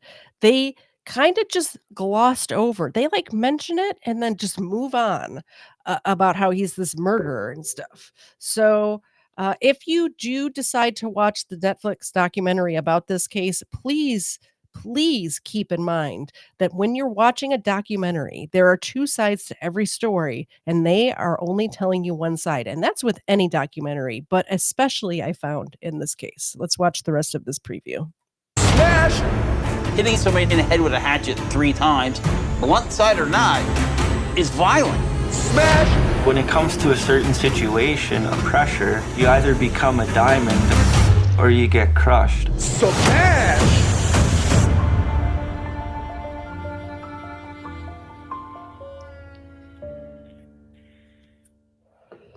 So that's out now on Netflix if you guys want to check that out. Just please keep in mind, any documentary ever, they're telling you their side, not both sides. Following his so he goes to prison, or to jail, not to prison, from 2013 till April 1st of 2019. Almost 4 years of the time that Kai was in jail, they put him in solitary confinement. This harkens back to the time where his mom would lock him in a room for 20 hours a day. It's devastating to be locked in solitary confinement, and it's devastating to be locked in solitary confinement after having the trauma of being locked up when you were a child.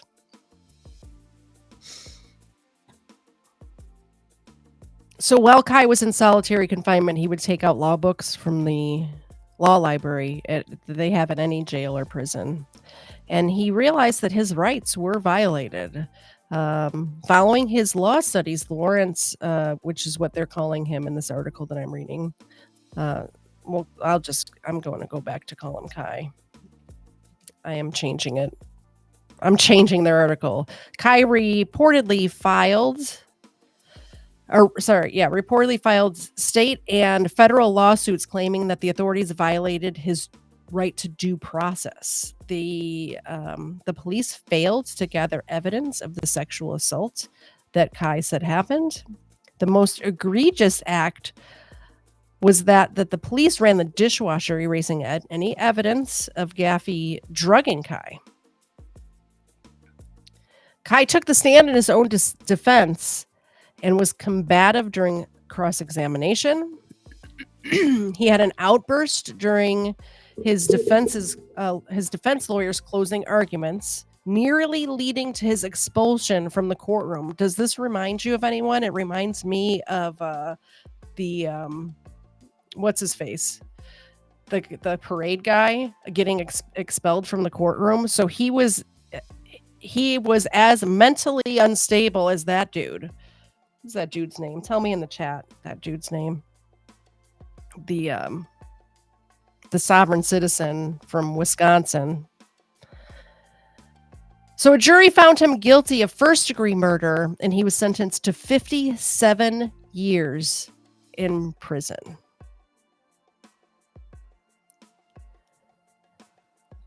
Brooks, yes. Darnell, was it? Darnell Brooks? That is correct. Christo, you're being entered into the drawing for getting that correct and letting me know. Christo. Thank you very much. See how easy it is to get into the drawing around here? Roughly 43.5 years after accounting for the 5 years he spent in jail pre-trial, which is crazy. 5 years. If you guys want to hear about how bad the system is, go back and watch my episode with North Georgia Audits. He came on my show to tell me about him being in jail for 2 years here in Georgia. 2 years on charges that he was found innocent on almost immediately. The jury debated for like 10 minutes or something like that. Go back and watch that episode. I'm just telling you from my memory, but that story was crazy. His rights were violated as well. And in my opinion, he should be suing the state of Georgia. That's just me. Just like Kai is suing everybody involved in his case.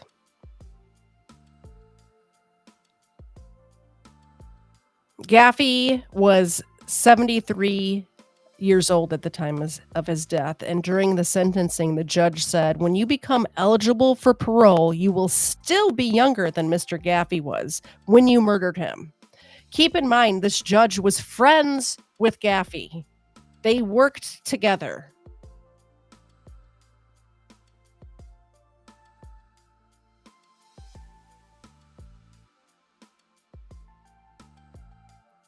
The Kai ended up appealing the decision in August of 2021, but it was the sentence was upheld. Now, I'm going to take calls today because number 2 was supposed to be on the show today, but she's not feeling so swell, so you all are going to fill in with her. Keep in mind, if you do decide to come up and talk to me about this case, you will be entered into the drawing. Anybody who contributes to the show. Did I miss? I missed something. I missed a gift membership. Thank you very much, Erica. While you guys are getting in here, I will do the little treat for Xena. Thank you very, very much. I put the link to come up. You don't have to have your camera on. You can just be audio only if you would like. Our new member today is, drum roll please, Raven Darkstar. Raven, welcome, and I hope you can join us for the next game night. It will be in a month from now. We do a game night once a month. This is a new thing, but we're going to do it once a month, a game night where the members will come up, we'll play a game. Everybody else can watch and play at home, but if you want to actually play the game with us and hang out, you need to be a member for that. A member or friend of the show. The reason I say friend of the show is because people like Horatius, who I invited, Life to the Max, who actually bought me the game, they contribute so much to the show that they don't need to be a member as well. Like, if they want to be, that'd be great. But Life to the Max actually bought me the game, so she's going to be invited every single time until she shows up. Did anybody want to call in? Let me know. We'll do that one more time, just in case. I know there's a delay, so let me see if I had any other videos to show you guys. Sorry, I did that video kind of out of order, mainly because I was having a sneezing attack. Oh, we have another donation? Am I missing stuff? It doesn't say that I did. Maybe I'm behind. I don't know. Oh, I did. Big Bork says 2 things: fix sinus and zapping, News Now Voodoo, and puppy treats. Let me put that up on the screen. All right, we'll do a couple of treats for Xena. Please call in. Don't leave me hanging like this. What the heck?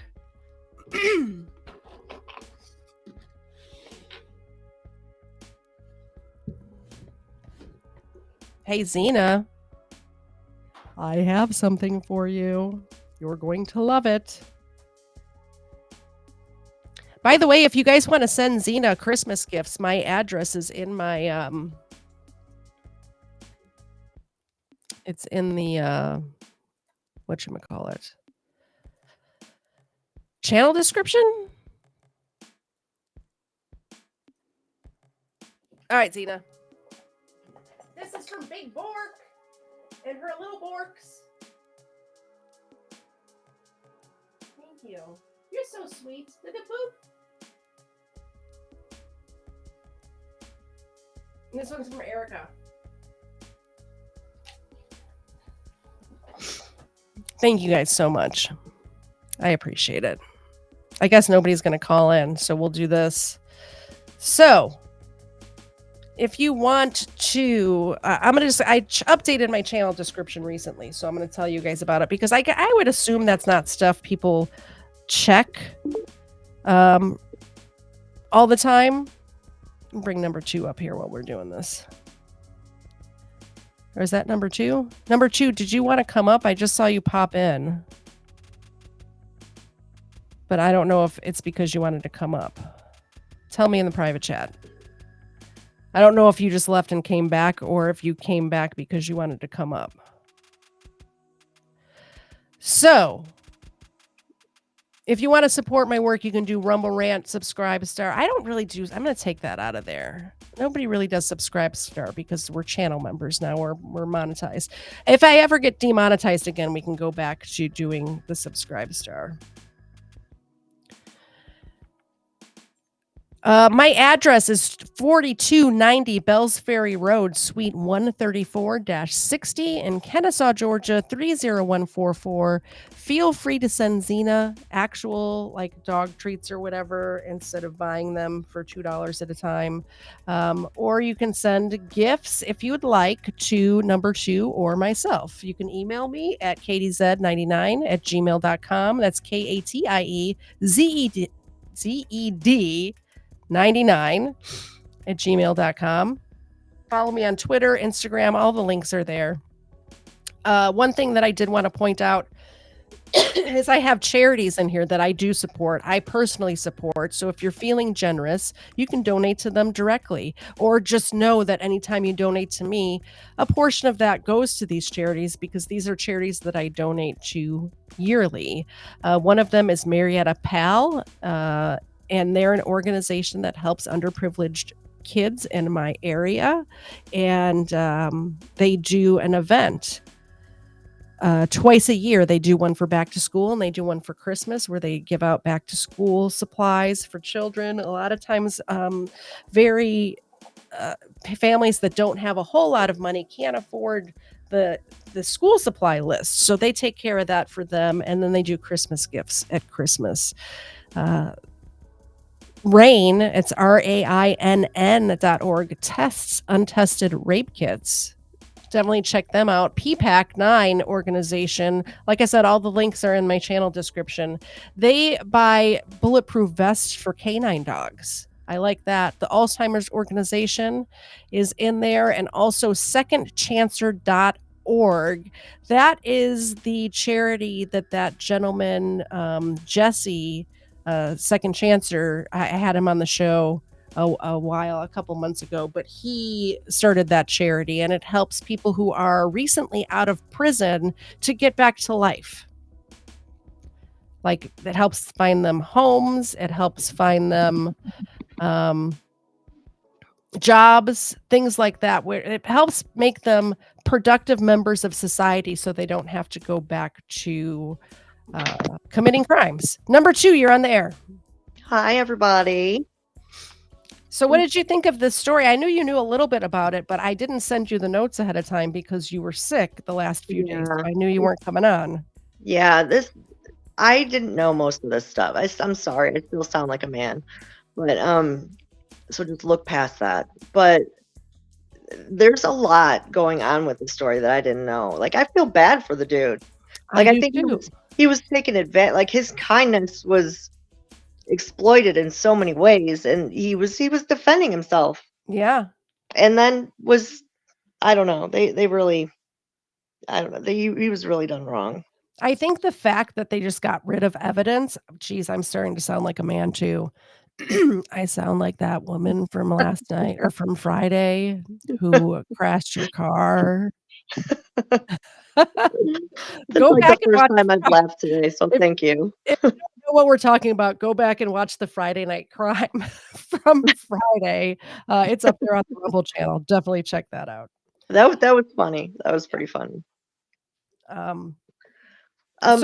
Jimmy Kimmel is a piece of dookie.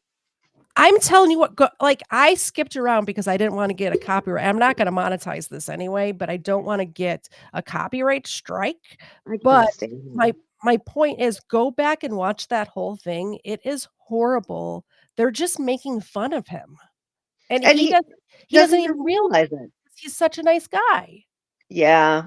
Yeah. I mean, yeah, he did kill somebody, but but I probably would be in the same predicament that he's in if that happened to me. He was drugged. The dude was drugged. Yeah, exactly. Exactly that. That's so bad. Well, allegedly, according to him, they have no evidence of that because they destroyed it. Here's the thing is that's what he said from the start. It's not like a lot of times they criminals, that is when I say they, I mean criminals will come up with a story after the fact to match the evidence. But he was saying this from the start. Now, in my opinion, he should have never left. Like, that made him look guilty. I think that's why the jury found him guilty, because he left. He just took off. He didn't wait around and say, hey, I just beat this guy up, because he didn't know he killed him yet. I just beat this guy up in self-defense. We need to get an ambulance, or you know what I mean? Yeah. That's what should have happened. That didn't happen. He just ran away, and he thought he was just going to live off from town to town, hitchhiking or whatever. The issue is he was so recognizable at that point that was never going to happen. Yeah. Yeah.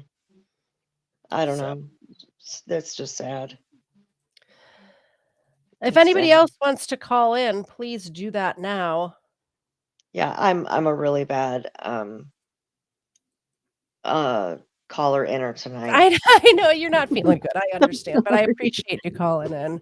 I was planning on going till 7 because normally when I have a guest on, we do talking in between, but I blew through this so fast that I have another half an hour if anybody wants to chit chat about this or any of the other cases that I've covered. I will. Oh, are you in? I don't see you in here. Me? No.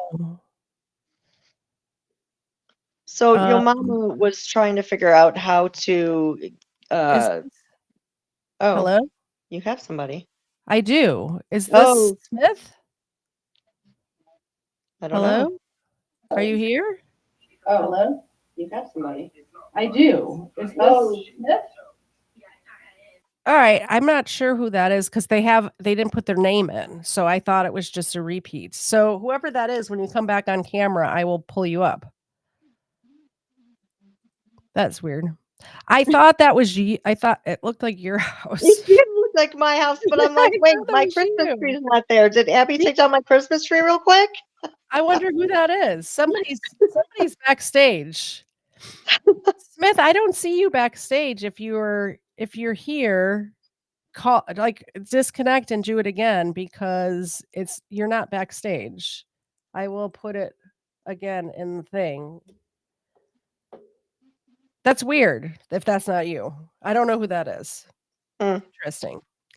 Anywho, what about any of the other cases? I kind of touched on a few of them tonight. The second chancer one. Like, what was your favorite episode? I was going back. All right, here, like, just totally tangent here. I was going through my old episodes and realizing I haven't uploaded them as videos because I didn't do that until I figured out how the algorithm works and stuff like that. What do you think about me uploading like once a week one of my old episodes? Do you think that's too embarrassing for me? Like how bad I was when I first started? No, because I think that you have a really your idea of yourself is really bad. It But is, even yeah. when you first started, you weren't super bad. So I think that is not a bad idea. The very, very first live stream that is not online anymore, by the way, that one will never see the light of day. Do you remember that? Even for the first live stream, it wasn't as bad as it could be. Ew, it's so cringy. Oh, it's so cringy. There's definitely a learning curve. Maybe I will put it up as like a members only thing. All right, That's an idea. Smith is here. Did you want to hang out or did you want to? I'm gonna hang up. Okay. I'll Okay. see you later. Love you. Bye. Hi, Smith. How are you? Not bad, Katie. How are you? And good. hello to all of your regulars. Yes, they're all here today. Wonderful. And Xena, of course, is here. Oh yeah, Xena is on. What did you think of this case? Had you heard of it before? No, I had not. I mean, let's admit it. The kid's kind of a knucklehead. Yes, absolutely. But anyone who puts paid to a rapist, they are blameless in my book. I'm sorry. I think for that he was, like I said during the episode, it is his word against, like, there's no evidence, but it's also because the cops deleted the evidence. So it is allegedly that this guy was a rapist. I personally, in my heart, believe that he was a rapist. So I don't think Kai should be in jail at all for that anyway. It really burns my ass that the cops turned on the dishwasher, but then still pursued the kid. Yeah, exactly. Washed the clothes, turned on the dishwasher, did not test the carpet, like where the assault happened. Didn't test the carpet, didn't test the like he was assaulted in the guest room the night before, so they could have gotten evidence from there. They were saying that that they didn't have to test it because there was sex, but it was consensual and Kai was getting paid for it, which was not true. There's no evidence of a transaction of money. Only a train ticket was bought. So, like, you're going to have sex with a man, even though you're not gay, for a train ticket? It doesn't make sense. It doesn't make any sense at all. No, it doesn't. Not a bit. Exactly. Let's hope the boy wises up while he's in jail and comes out a little less trusting. Yeah. And goes on to live a happy life. Well, and I'm hoping that he wins some of these lawsuits. He's in the process now of suing. Well, he's basically suing a lot of people, but the one where his rights were violated, I hope that that lawsuit is won.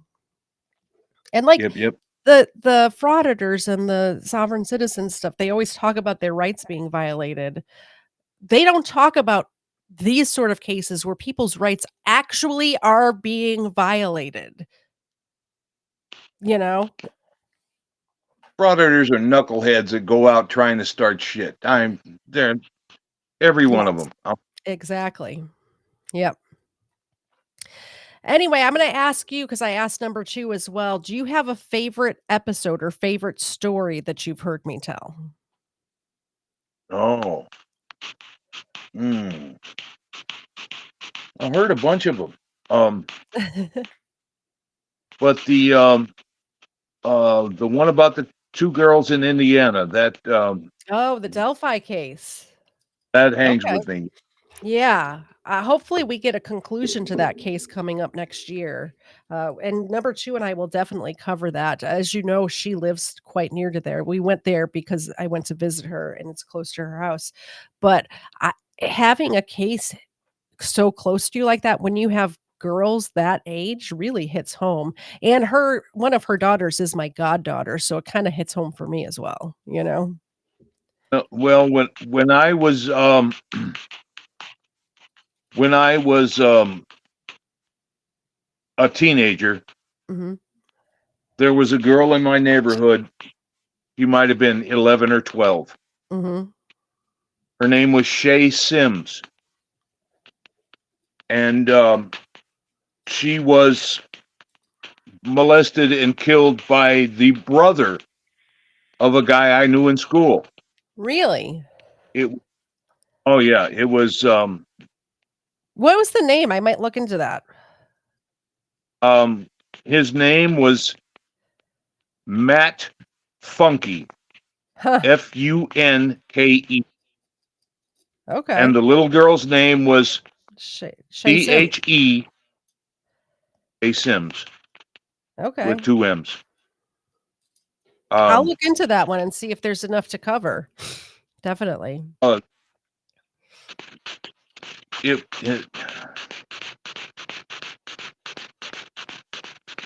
It messed up everybody for miles and miles around. Yeah, I bet. Did you have any closing thoughts on the case we talked about today? No, except I hope that boy gets his mind right and doesn't come out a hater. Yeah, absolutely. Well, it was good talking to you. You're entered into the drawing. You are a member, by the way, so hopefully you can make it to the next game night. That was a lot of fun last night. But let's hope he makes it out. Absolutely. All right. Have a good night. Enjoy the rest of your Sunday. All right, thank you, Katie. Bye. Caller, you're on the air. Oh, that is you. Number 2. That is your house. Wow. She didn't even know it was her house. I thought it looked familiar. I'm sorry. I thought that was another person that was calling in. Oh, wow. Okay. So that was pretty funny. That's the show today, guys. Thank you very much for coming. Next week we have coming up the TD case. It's a Christmas story, a Christmas horrible Christmas story, but we will look into that next week, Sunday eve or afternoons, 4:30 Eastern, and I hope to see you all there. Don't forget to sign up at or to get your merchandise at katiesed.com. You can do a buy me a coffee at buymeacoffee.com/katiesed. Please, I'm going to put this one more time in the chat. I would like you all to go over to my Rumble and subscribe there because I'm trying to grow that audience. Where is it? There it is. Copy. Paste. If you could, please, please, please, if you have a Rumble account, if you don't, make a Rumble account and go over to Rumble. I'm trying to grow that audience. Rumble seems to be a good platform, and I enjoy streaming over there. I'm so sorry, number 2. I really didn't know it was you until after I turned on the camera. My bad. We have lots of fun stuff coming up in the month of December. We have the TD case, like I said, on the 17th, the 24th, we're talking about Pearl Jam and the song Jeremy. On the 31st, we're talking about Polly, the song by Nirvana. These are all at 4:30 Eastern. So I know New Year's Eve people have stuff to do, but we're doing it at 4:30. It's going to be a quick one, and then you all can get out to your New Year's Eve parties. You can hang out with me talking about Nirvana while you're getting ready to go out for New Year's Eve. On the 1st of January, it's my husband's birthday. So please come on the 31st and go in the chat and wish him a happy birthday. He's turning old on the 1st of January. Have a good night, guys. We will see you next time. Bye. I can't understand what you're saying. We're late stage in the catacombs. Shuffling a single card today. Broken table trying to play some ping